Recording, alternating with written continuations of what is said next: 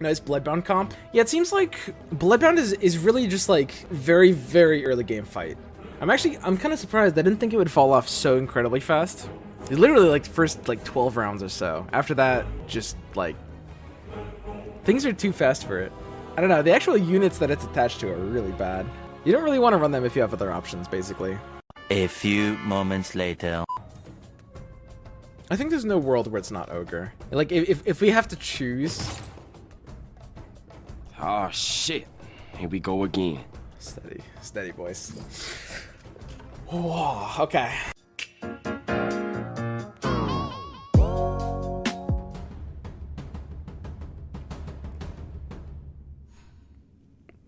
Hi, I saw your video on YouTube this morning about economy management, and now I'm winning lots of games. I had no idea you streamed. Learn something new every day.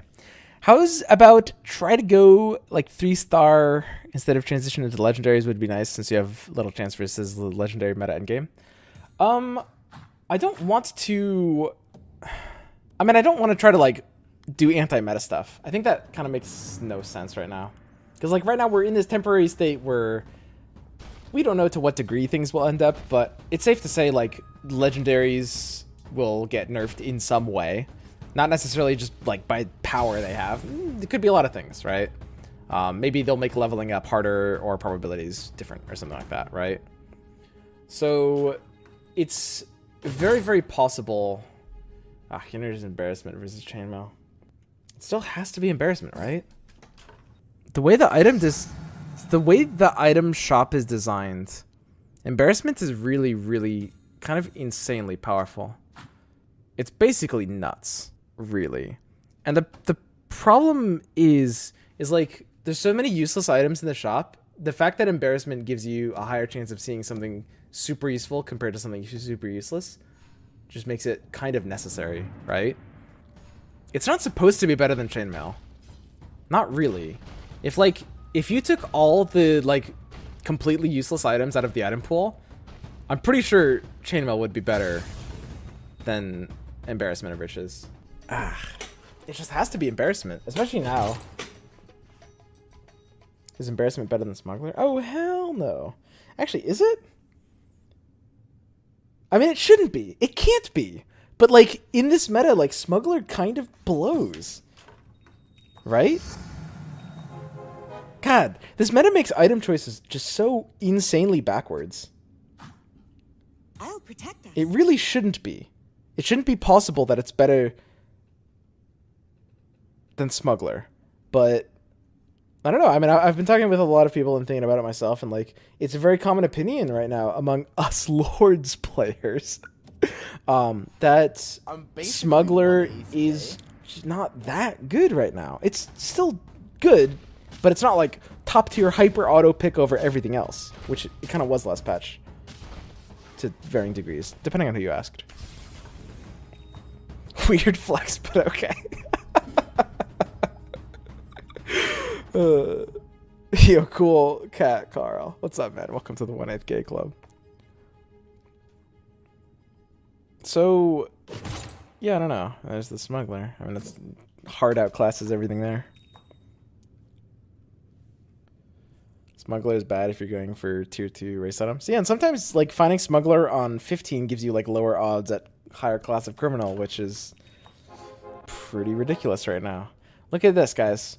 Our training is paying off already. This is what we practiced for. And we're going to practice even a little bit more here. So it's like this, right? Oh god, its DPS is so low. So it's like this, right? This is the idea here. So we Omega tank the Ogre. The sooner the Ogre dies, the better, right? From a DPS perspective, yes. We lose its mana bar. That is true. But the sooner it dies, the better. There we go. Oh, yeah. This is enough DPS to... actually, is it? Uh-oh. Oh! The heal! Dude, we're good. It's got a long-ass cooldown. This has, what, 11-second duration and 15-second cooldown? So there's 4 seconds where we can deal damage to this unit. We got it. The Enchantress has arrived. Furion? No. Never.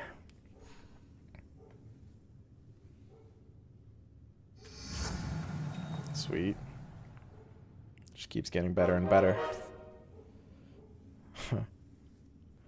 Hey, there's this really weird consideration here. Is this BM? How strong do I think my board is? This is a little... I think I might be overvaluing my board. This is like something that you can do if you have an absolute nuts board. I just went to 9 gold. I went to 9 gold with 3 out of 4 units. That is such a balls on the table play. Holy shit.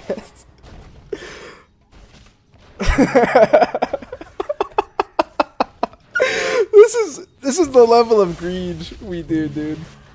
Oh yeah. That's super worth, dude. Oh yeah. They won't live long enough to be scared. Moist.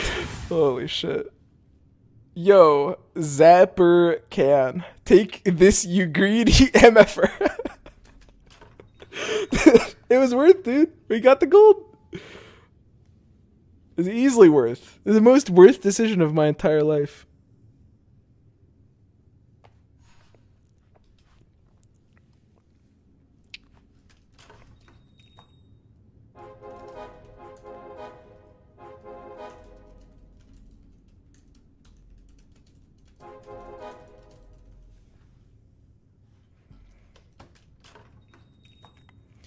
We can't really do anything fancy here, though, right? I mean, pairing the Warlocks is kind of the only value we can put on this board. That's like... that's a pretty greedy play.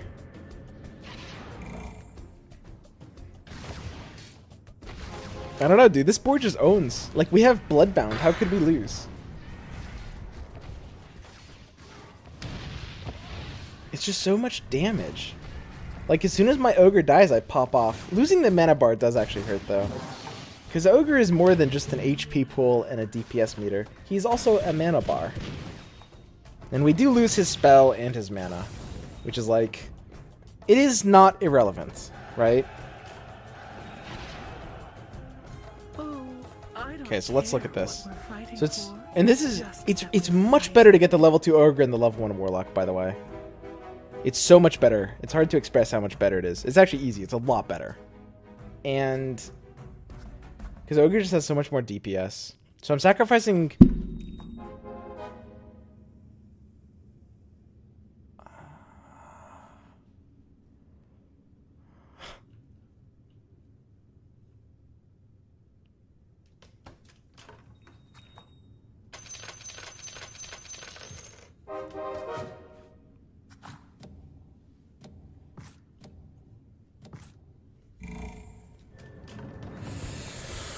oh, this is why he's Lord. Easy. Yeah, dude. These are the kind of skills that you need to be a Lord player in this game. I was thinking about Chainmail and Ogreoid. I think it's a little hard to control what they attack, so maybe Chainmail on Ogreoid is necessary. There's that cask coming in hot.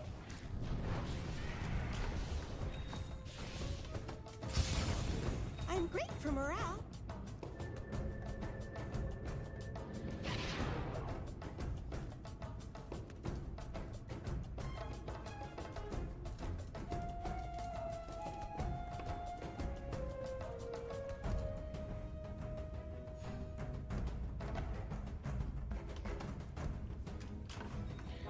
Oh, yeah.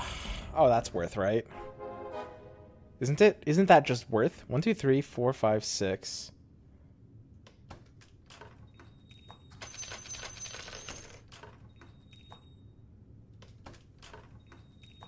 So we buy the Warlock 1 star.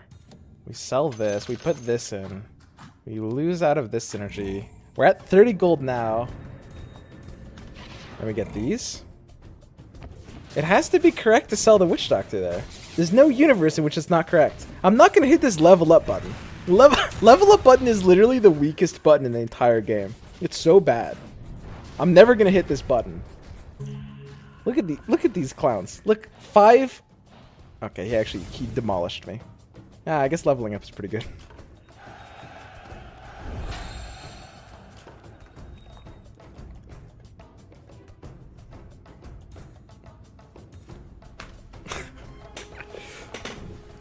I think it was misplay not to replace the tiny with a level 1 ogre. Good joke, dude. Come on, man. Listen, Bloodbound is busted, but it's not that busted.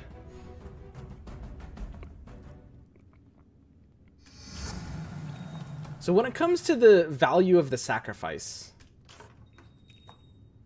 and this is the question we must be asking ourselves. Look at these interest points. Look at my net worth. 61 with the streak. That's so good.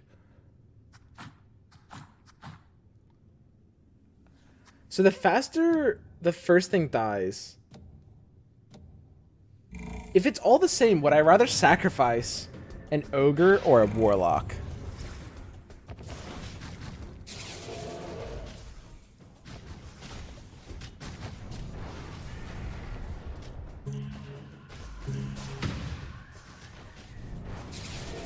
The faster it dies, the more my DPS comes online. It's probably about the same. It's just a nuts build, guys. This is just an insanely powerful strategy for the first 10 rounds in the game. We're gonna have to sell out of this really fast, though.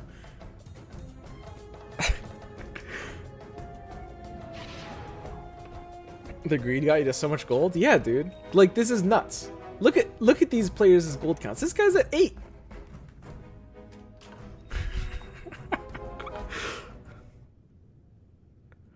Oh yeah, another warlock. Come to daddy, dude.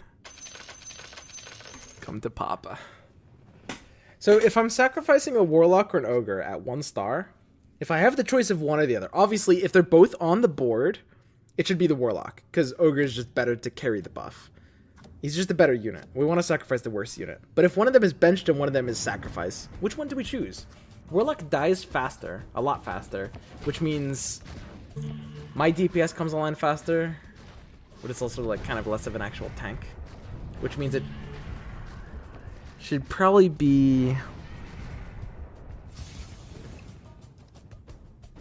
It should have to be ogre. I think there's no world where it's not ogre. Like, if we have to choose...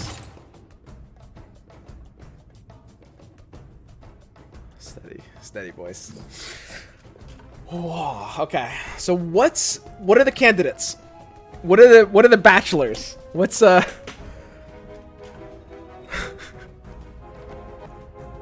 are we doing here? Sniper? I could jam a sniper, right? I could totally jam a sniper.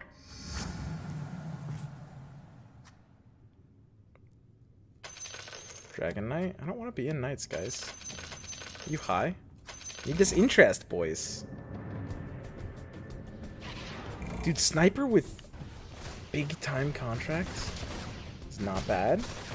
Oh, yeah. We just want chunkers. Like safe chunkers. The thing about Slark is Slark isn't really a safe chunker. He's a risky chunker. And we're so powerful right now. Why would we play risky? This is actually such a perfect game, dude. Look at our items. These are literally... I could not have designed better items. Or a better board. I mean, Bloodbound is just like the best board, so come on. I was thinking about leveling up, but our streak is ending anyway, right? So there's kind of no reason to play for a streak that's ending anyway. It burns into interests. This is like the last round of the streak. Yeah, let's level here. Let's not take a risk. That might be dumb. It depends how strong we feel like our board is, basically. I personally... This is kind of the bitch move. This is the play where it's like, uh-oh. This is the play where it's like, I'm not really sure how strong I think my board is. It's basically assuming I'm weak. This play, so mathematically, it's like, winning this is worth 4 gold total, right? And the interest is worth 1 gold guaranteed. So our health is a minor factor, but at the end of the day, it's whether my odds are like 1 in 4th or higher, which means if I think there's 2 boards that beat me, this play is correct. If I think there's only 1 board that beats me, this play is incorrect. So we can only rationalize his play by assuming that there's 2 boards out there that beat us, which is why it's like a bitch move, right? It's not worth doing unless there's 2 boards out there that beat us.